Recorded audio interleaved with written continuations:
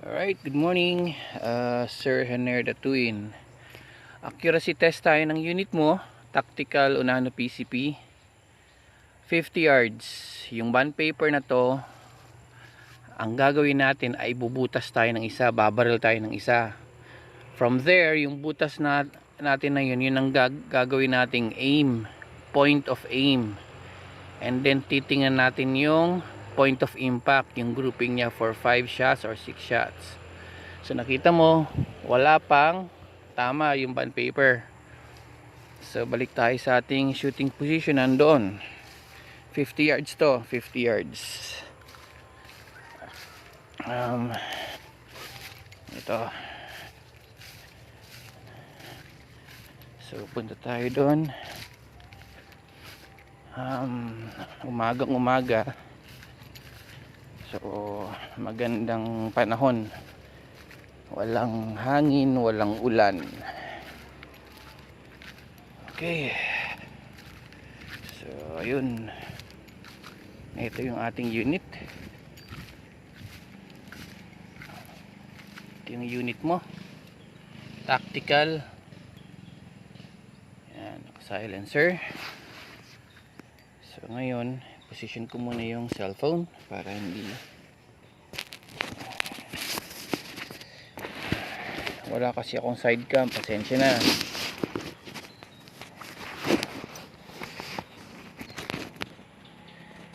Ayan, alright. Okay,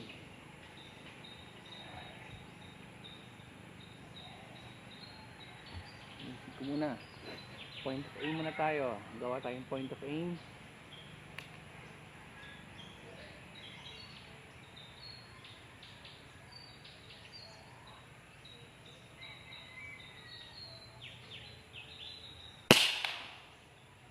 Okay, point of aim. Yan na, first shot.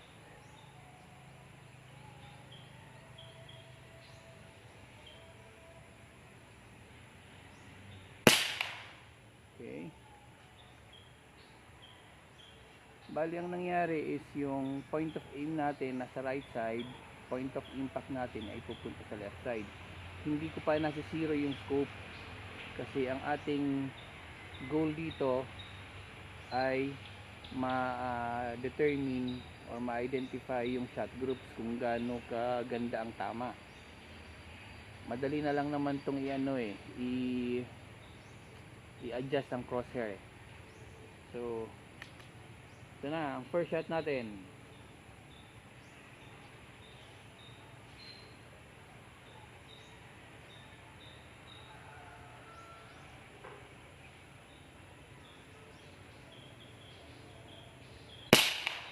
Okay, second shot na pala yun.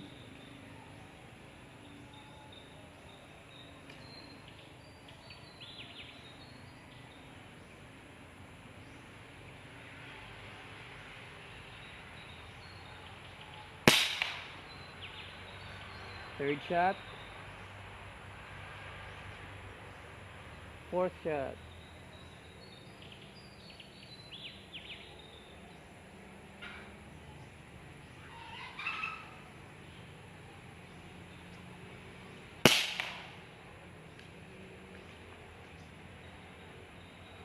Okay, fifth shot.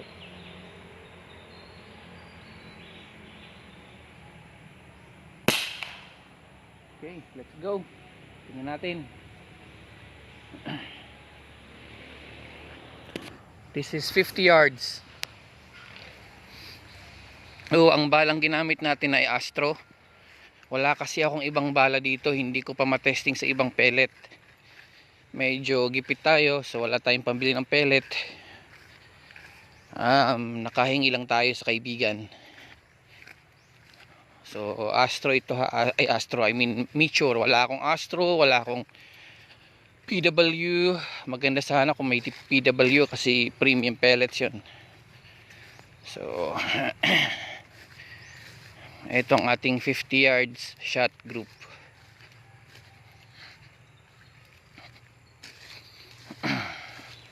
Kita nyo? Yan. So, ito yung ating point of aim. Tapos, ito yung ating point of impact. Mayroong isang humiwalay. 5 shots yan. And that's 50 yards. Galing. Ganda tumama. Point of aim and point of impact shot groups. Alright. Thank you. Yan. Ang layo. 50 yards. Andyan tayo.